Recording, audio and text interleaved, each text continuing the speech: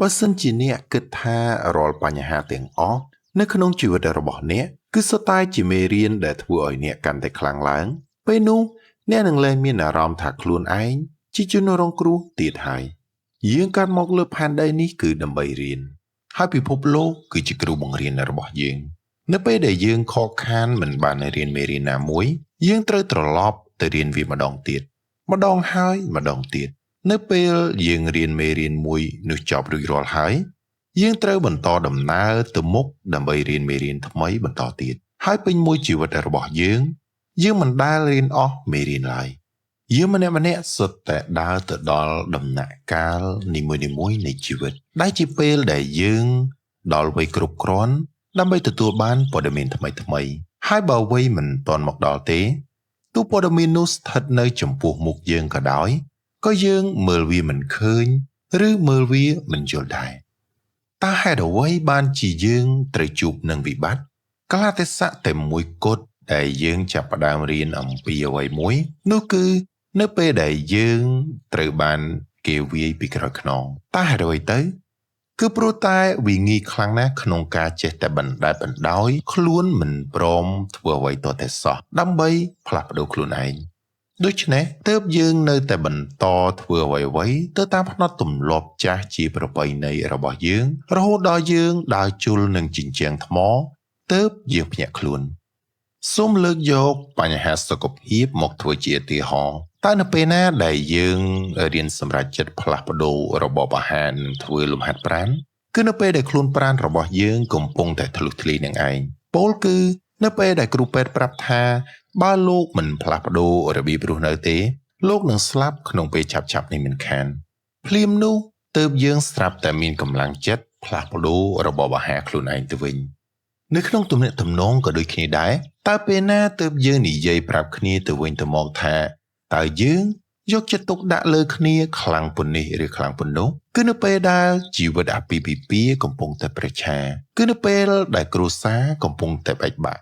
ការសិក្សាក៏មិនខុសគ្នាទេតើពេលណាទើបយើងចាប់ផ្ដើមប្រឹងរៀនឲ្យខ្លាំងជាទីបំផុតគឺនៅពេលដែលយើងដឹងខ្លួនថាប្រហែលជានឹងធ្លាក់ការប្រឡងនៅប៉ុន្មានថ្ងៃខាងមុខនេះដូច្នេះយើងអាចនិយាយទៅថាយើងតែងតែរៀនមេរៀនដ៏អស្ចារ្យមួយនៅពេលដែលអ្វីៗប្រែជាស្មុគស្មាញតែនៅពេលណាដែលអ្នកធ្លាប់ធ្វើការសម្រេចចិត្តដ៏សំខាន់បំផុតនៅក្នុងជីវិតគឺនៅពេលដែលអ្នកទន់ជើងហើយជ្រុលជង្គង់នៅលើដីនឹងឯងពោលគឺបន្ទាប់ពីមានវិបត្តិធ្ងន់ធ្ងរកើតឡើងបន្ទាប់ពីត្រូវបានគេបដិសេធឬនៅពេលដែលរងការប្រមាថដោយត្រូវបានគេទាត់ក្បាលចោលជាដើមវាជាខណៈពេលដែលយើងនិយាយទៅកាន់ខ្លួនឯងថាខ្ញុំធុញទ្រាន់នឹងការដោយយាយណាខ្ញុំធុញទ្រាន់នឹងការដែលត្រូវបានគេបោកប្រាស់ខ្ញុំធុញទ្រាន់នឹងភាពក្រីក្រខ្ញុំត្រូវតែចាប់ផ្ដើមធ្វើអ្វីម្យ៉ាងជោគជ័យដែលយើងអបអរសាទរមិនបានផ្ដល់មេរៀនល្អៗច្រើនដល់យើងនោះទេផ្ទុយមកវិញគឺមានតែកលៈទេសៈបរាជ័យនិងការចុកចាប់ឯនេះវិញទេដែលជាពេលវេលាអប់រំបំពន់ខ្លួនយើងឲ្យប្រសើរឡើងបើពិចារណាមកក្រោយបន្តិចយើងជានិច្ចកាលតែងតែកត់សម្គាល់ឃើញថាវិបត្តិគឺជាចំណុចរបត់នៃការផ្លាស់ប្ដូរនៅក្នុងជីវិតបុគ្គលដែលមានប្រសិទ្ធភាពមិនមែនជាមនុស្សដែលចូលចិត្តដើររកតែបញ្ហានោះទេប៉ុន្តែនៅពេលដែលត្រូវបានគេវាយកញ្ចប់មាត់មួយដៃពួកគេក៏ចាប់ផ្ដើមសួរខ្លួនឯងថាតើខ្ញុំត្រូវផ្លាស់ប្ដូរផ្នត់គំនិតនិងទម្លាប់របស់ខ្ញុំយ៉ាងដូចម្តេចទៅ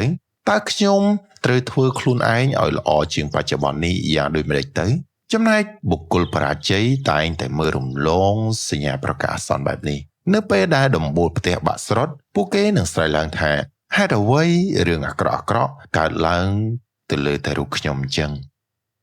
យើងជាសត្វដែលត្រូវបានគ្រប់គ្រងដោយទម្លាប់យើងនៅបន្តធ្វើអ្វីៗទៅតាមផ្នត់ទម្លាប់រហូតទាល់តែយើងត្រូវបានបង្ខំឲ្យផ្លាស់ប្ដូរដោយសារអ្វីមួយហើយរបស់នោះគឺវិបត្តិនឹងឯងដូច្នេះតើជីវិតគឺជាច្រវាក់នៃក្តីវិបត្តិដែលឈឺចាប់មួយខ្សែឬមិនសុទ្ធតែដូច្នោះទេពិភពលោកតែងតែអង្រួនយើងតិចឲ្យមើលសញ្ញាប្រកាសអាសន្នជាប់ជានិច្ចតែបើមិនយកចិត្តទុកដាក់លើសញ្ញាទាំងនោះថ្ងៃណាមួយ វានឹងសំពងយើងនឹងញញូធំមួយដើម្បីឲ្យយើងភ្លឺភ្នែកតែម្ដងហើយយើងហៅហេតុការណ៍ដែលកើតឡើងនៅថ្ងៃនេះថាជាវិបត្តិការលូតលាស់នឹងធ្វើឲ្យយើងជឿចាប់បំផុតបើយើងប្រឆាំងនឹងវាមនុស្សទទួលបានមេរៀនផ្សេងៗពីគ្នាប៉ុន្តែយើងម្នាក់សុទ្ធតែអាចប្រតិកម្មនឹងបញ្ហាទាំងអស់នេះតាមរបៀបមួយចំនួនក្នុងចំណោមរបៀប3យ៉ាងហើយវាគឺជាជំរើសរបស់យើងអាចនឹងនិយាយថា1ជីវិតរបស់ខ្ញុំគឺជាកម្មច្រវាក់មេរៀនដែលខ្ញុំត្រូវការហើយវាកើតឡើងតគ្នាទៅតាមលំដាប់លំដោយបានយ៉ាងល្អណាស់នេះគឺជាវិធីដ៏ល្អបំផុតដែលអាចធានាក្នុងការធ្វើឲ្យផ្លូវចិត្តពោពេញទៅដោយសន្តិភាព2ជីវិតគឺដូចជាការចាប់ឆ្នោតពីក្នុងធុងប៉ុន្តែខ្ញុំនឹងទាញប្រយោជន៍ឲ្យបានច្រើនបំផុតទោះបីជាចាប់បានអ្វីក៏ដោយនេះគឺជាជំរើសដ៏ល្អបំផុតមួយទៀតដែលវាធ្វើឲ្យជីវិតរបស់យើងមានគុណភាពមធ្យម3ហេតុអ្វីរឿងអាក្រក់ចេះតែធ្លាក់មកលើរូបខ្ញុំចឹងជំរើសនេះធានាថានឹងនាំមកនូវភាពស្មុគស្មាញនិងទុក្ខវេទនាជាអតិបរមាជាក់ជាមិនខាន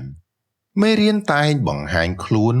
មកឲ្យយើងជាប់ជានិច្ចនិងជាបន្តបន្ទាប់ថែមទៀតផងបើយើងប្រកែកមិនព្រមរៀនមេរៀនណាមួយដែលបានកើតឡើងមកលើយើងនោះទេយើងនឹងដើរជន់វាម្ដងហើយម្ដងទៀតគឺម្ដងហើយម្ដងទៀតយើងហៅវាថាជាព្រឹត្តិការណ៍ដែលកើតឡើងជាធម្មជាតិគឺតែងតែកើតឡើងជាប់ជានិច្ចចូលចិត្តឬមិនចូលចិត្តក៏វានៅតែកើតឡើងទទួលខុសត្រូវឬអង្គុយស្រែកត្អូញត្អែថាខ្លួនជាជនរងគ្រោះប្រយុទ្ធនឹងវាឬក៏គេចវេះពីវាក៏វានៅតែកើតឡើងដដែលវាកើតឡើងពេញមួយជីវិតរបស់អ្នកតែម្ដងរាល់ពេលដែលអ្នកចិត្តខាងរបស់អ្នករំលោភបំពានលើអ្នករាល់ពេលដែលអ្នកលួចបោកប្រាស់អ្នកឬរាល់ពេលដែលមនុស្សដែលអ្នកស្រឡាញ់រត់ចោលអ្នកគឺជាពេលដែលមានមេរៀនថ្មីមួយកំពុងតែសម្លឹងមុខរបស់អ្នកហើយវាទាមទារឲ្យអ្នករៀនអំពីវាហើយបើអ្នកមិនរៀនវាទេវានឹងកើតឡើងលើអ្នកម្ដងហើយម្ដងទៀតនៅថ្ងៃណាមួយជាក់ជាមិនខានប្រសិនបើអ្នកធ្លាក់ទឹកចិត្តអស់រយៈពេល7ថ្ងៃវាជាសញ្ញាប្រាប់ថាយើងខកខានមិនបានរៀនមេរៀនណាមួយមិនខាននៅពេលដែលយើងបាត់បង់ការងារបាត់បង់មនុស្សជាទីស្រឡាញ់លុយកាក់លាក់ម្ដងហើយម្ដងទៀតវាគឺជាសញ្ញាបង្ហាញប្រាប់ថាយើងមិនបានផ្ដោតអារម្មណ៍ទៅលើមេរៀនដែលស្ថិតនៅពីក្រោយបញ្ហាទាំងអស់នោះដូចជាមានស្ត្រីម្នាក់បានប្រាប់ថាខ្ញុំនៅតែជួបបញ្ហាដដែលបើទោះបីជាខ្ញុំខំស្លៀកពាក់ខោអាវខុសៗគ្នាច្រើនយ៉ាងណាក៏ដោយពាក្យអាក្រក់បំផុតដែលយើងចូលចិត្តនិយាយនោះគឺវាគ្មានយុត្តិធម៌សោះយើងមិនមែនកើតមកដើម្បីលៀងកម្មនោះទេយើងកើតមកគឺដើម្បីរៀនគ្រប់ព្រឹត្តិការណ៍នីមួយសុទ្ធតែមានសក្តានុពលអាចផ្លាស់ប្ដូរយើងបានហើយវិបត្តិតែងតែមានសក្តានុពលបំផុតក្នុងការផ្លាស់ប្ដូរផ្នត់គំនិតរបស់យើងចូលធ្វើការវឹកហាត់ដូចជាព្រឹត្តិការណ៍សំខាន់ទាំងអស់សុទ្ធតែមានបំណងល្អហើយជីវិតរបស់អ្នកនឹងមានគោលបំណងច្បាស់លាស់ចូលពិចារណាមើលថាហេតុអ្វីបានជាអ្នកត្រូវការបទពិសោធន៍គឺព្រោះតែវាជាឱកាសដើម្បីឲ្យអ្នករៀនគ្រប់គ្រងវាដូច្នេះអ្នកមិនអនុញ្ញាតឲ្យវាកើតឡើងម្ដងទៀតឡើយនៅពេលដែលអ្នកផ្លាស់ប្ដូរស្ថានភាពរបស់អ្នកនឹងផ្លាស់ប្ដូរទៅតាមនោះដែរវាគឺជាច្បាប់ធម្មជាតិអ្នកមិនចាំបាច់អង្គុយគិតពិចារណាថាហេតុអ្វីបានជាច្បាប់នឹងមានដំណើរការបែបនេះឬបែបនោះឡើយការផ្លាស់ប្ដូរបរិស្ថានខាងក្នុងខ្លួននឹងធ្វើឲ្យបរិស្ថានខាងក្រៅខ្លួនផ្លាស់ប្ដូរផងដែរប៉ុន្តែការផ្លាស់ប្ដូររបស់អ្នកនេះត្រូវតែជាការផ្លាស់ប្ដូរដែលបរិសុទ្ធបើអ្នកនិយាយថាខ្ញុំនឹងទ្រាំនៅជាមួយ Fred ប៉ុន្តែខ្ញុំនៅតែគិតថាគាត់ជាមនុស្សល្ងីល្ងើអាកប្បកិរិយាបែបនេះបញ្ជាក់ថាអ្នកមិនទាន់មានការផ្លាស់ប្ដូរជាដុំកំភួននៅពីខាងក្នុងខ្លួនរបស់អ្នកនៅឡើយទេតើវានឹងត្រូវប្រើពេលយូរប៉ុណ្ណាទៅគឺប្រើពេលយូររហូតទាល់តែអ្នកផ្លាស់ប្ដូរជាស្ថាពរតាមពិតទៅមានមេរៀនខ្លះមិនមែនយើងមិនចង់រៀនទេតែវាជាមេរៀនដែលយើងខ្លាចមធ្យោបាយតែម្យ៉ាងគត់ដើម្បីកម្ចាត់សេចក្តីភ័យខ្លាចគឺត្រូវប្រឈមមុខនឹងវាតែម្ដងដោយសារតែយើងតែងតែស្រូបទាញបទពិសោធន៍ដែលយើងចាំបាច់ត្រូវការរៀនសូត្រនៅក្នុងជីវិតពេលខ្លះ យើងក៏ស្រូបទាញបទពិសោធន៍ដែលធ្វើឲ្យយើងភ័យខ្លាចផងដែរដូច្នេះបើយើងភ័យខ្លាចនឹងភាពល្ងង់ខ្លៅដែលធ្វើឲ្យយើងធ្លាក់ខ្លួនជាប់បំណុលគេនោះអ្នកមុខជាជួបនឹងបញ្ហានេះជាក់ជាមិនខានបើអ្នកភ័យខ្លាចភាពឯកាអ្នកនឹងតាក់ទាញភាពឯកាមករកអ្នកជាក់ជាមិនខានបើអ្នកខ្លាចសេចក្តីខ្មាស់អៀនអាការៈខ្មាស់អៀននឹងលេចឡើងចេញនៅលើផ្ទៃមុខរបស់អ្នកប៉ុន្តែការនេះគឺជាមធ្យោបាយដែលជីវិតប្រើប្រាស់ដើម្បីជំរុញឲ្យយើងត្រូវតែអភិវឌ្ឍខ្លួនលូតលាស់តែប៉ុណ្ណោះ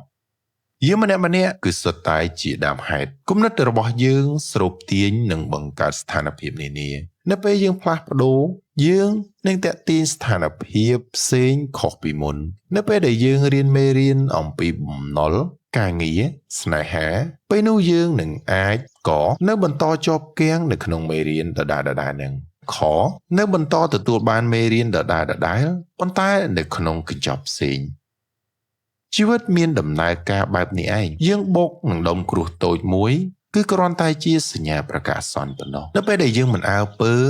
យើងនឹងបុកដុំគ្រោះនេះហើយបុកនឹងដុំឥដ្ឋបើមិនអើពើនឹងដុំឥដ្ឋទៀតយើងនឹងត្រូវកិនសំប៉ែតដោយសារថ្មភ្នំមួយមិនខានប្រសិនបើយើងស្មោះត្រង់នឹងខ្លួនឯងយើងមុខជាអាចមើលឃើញសញ្ញាប្រកាសអាសន្នទាំងឡាយដែលបានមើលរំលងហើយពេលនោះហើយដែលជាពេលដែលយើងឈប់ប្រើពាក្យថាហេតុអ្វីមកកើតលើរូបខ្ញុំទៅវិញ